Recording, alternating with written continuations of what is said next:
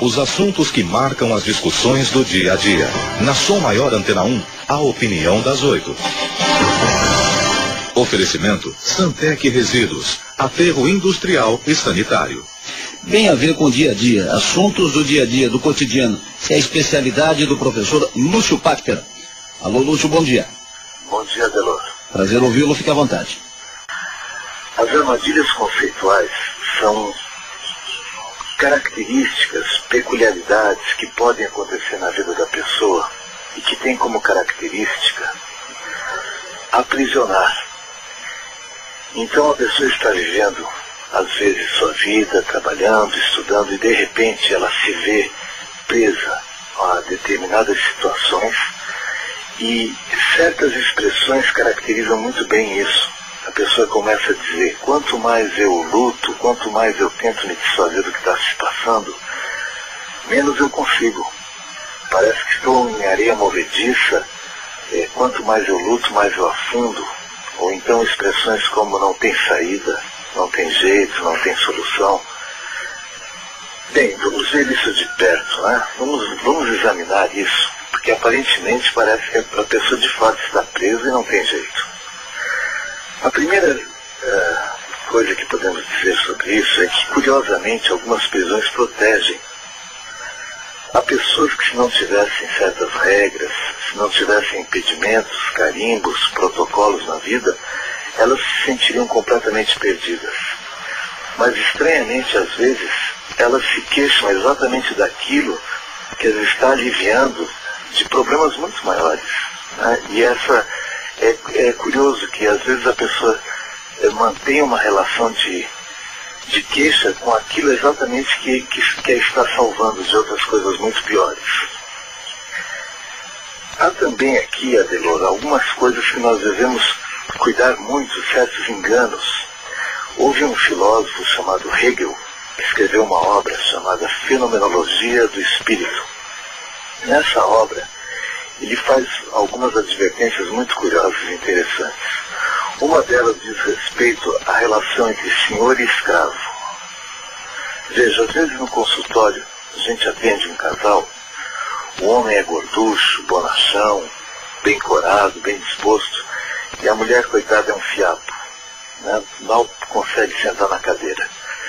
E aí você começa a conversar com os dois, e ele nem deixa a mulher falar. Ele fala por ela, diz que ela é burra, que ela não entende nada, que ela não sabe de nada, né? Ele toma as rédeas de todo o assunto. E aí, isso às vezes erroneamente nos leva a pensar que o problema está todo nisso.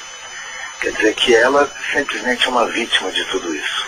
Só que às vezes é nessa fraqueza e nessa aparente condição de vítima que ela escraviza de fato aquele gorducho. Quer dizer, ele não tem mais horário para sair com os amigos, ele não pode fazer mais nada, ele vive em função dela, dos remédios que ela tem que tomar, dos horários e tudo mais. Então, na aparente fraqueza está, de fato, a verdadeira força dela, o que inverte completamente o assunto, né? Quem será, então, de fato, o senhor e o escravo nessa situação? Bem, além disso, nós temos que ver também que algumas pessoas não têm como viver fora das armadilhas conceituais que elas criam. É como um pássaro que foi criado sempre dentro de uma gaiola. Ele sonha com a liberdade dele. Só que, se a gente, achando que está fazendo um favor, quebrar as barras dessa gaiola e ele sair voando, será que não estamos condenando esse pássaro à morte? Será que ele tem condições de viver aquilo que ele sonhou como liberdade? Freire, em Casa Grande Senzala, lança vários sinais nesse sentido. Quer dizer, quando o senhor de engenho coloca o escravo para fora, por conta da libertação, será que não é ali que começou a verdadeira escravatura? Porque o escravo, até então, que era escravo, vai para a rua, e quando ele percebe, ele não sabe escrever, não sabe ler, não tem como competir no mercado incipiente. Aí quando ele tenta voltar para a senzala, o senhor de engenho que fez as contas percebeu que é muito mais barato agora pagar um saláriozinho de fome para aquele sujeito e mantê-lo fora. Lá no engenho ele tinha que pagar bem ou mal médico, alimentação e tudo mais. Então, para muitos, a verdadeira escravatura foi com a saída dos engenhos e não de outra forma. Armadilhas conceituais, elas variam conforme a pessoa. Para algumas pessoas, como para Dostoiévski, que ficou preso, as barras da cadeia não eram a verdadeira prisão, mas o fato de ele não poder escrever. E aqui fica embutida uma lição muito bonita, porque, sendo assim, nós podemos libertar pessoas nos mais diferentes sentidos e aspectos. Né?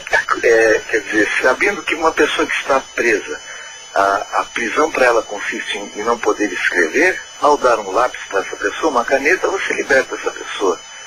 Claro que isso pode gerar uma encrenca jurídica danada, né? Porque um sujeito que foi condenado na sociedade dos homens por ter assaltado, matado pessoas, e você vai lá e liberta dentro da cadeia, será que isso é correto?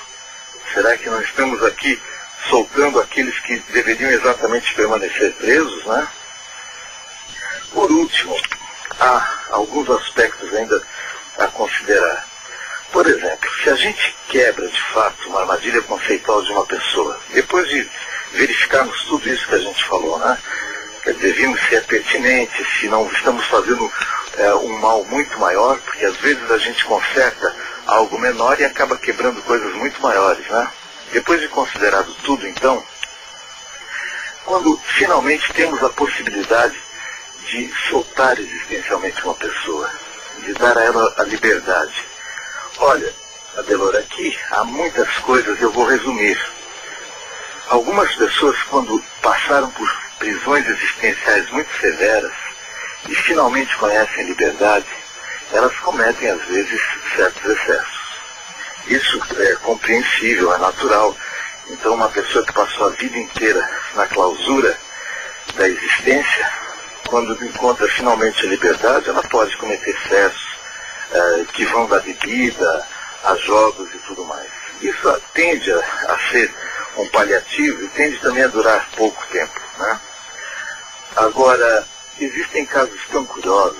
É aquele caso da mulher que era espancada e que vivia presa e que finalmente consegue se libertar de tudo isso. Aí nós vamos verificar o que está acontecendo. Ela retornou para casa com aquele marido que não tinha nada a ver com ela, com os filhos que ela não gostava, e continua em casa. Aparentemente, será que foi quebrada essa armadilha conceitual dela? É que aqui há uma diferença fundamental. Uma coisa é a gente permanecer, às vezes, num contexto sem saída, num emprego que a gente não gosta, sem ter outra escolha. E outra coisa é quando a gente sabe que pode abrir a porta e sair a qualquer momento. Para muitas pessoas essa diferença é fundamental, saber que pode sair a qualquer momento. Isso faz até com que elas fiquem, mesmo em situações que antes elas odiavam e clamavam por liberdade. Pode acontecer muito isso. E há aqueles que revisitam toda a vida que tiveram, refazem os caminhos, refazem os processos, rompem com tudo aquilo que inadvertidamente causou essas armadilhas. É curioso isso tudo das armadilhas conceituais. Muitas pessoas são verdadeiros construtores de armadilhas conceituais. Onde chegam, gostam de grades, gostam de carimbos, gostam de protocolos. É da natureza deles construir, assim como há pessoas que constroem horizontes, que constroem brisa, que abrem os rios, abrem as matas, abrem os céus e os horizontes. Há pessoas que agem do contrário. Então, nessa nossa conversa de hoje, o objetivo foi ilustrar um pouco desse assunto complexo, mas muito presente no dia a dia, que são as armadilhas conceituais.